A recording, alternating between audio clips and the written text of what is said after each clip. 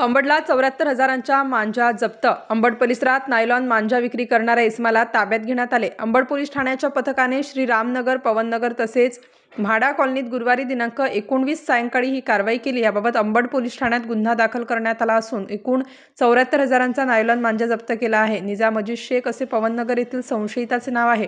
पथक गस्त करत असताना एक जण घरात मांजा विक्री करत असल्याची माहिती मिळाली. पथकाने छापा टाकत संशयिताला ताब्यात घेतले.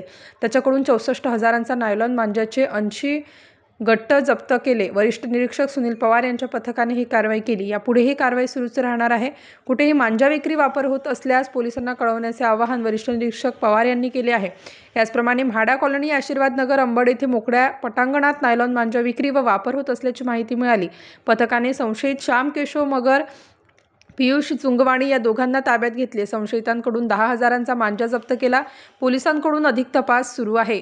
स्टार न्यूजसाठी सिद्धार्थ लोखंडे, नाशिक.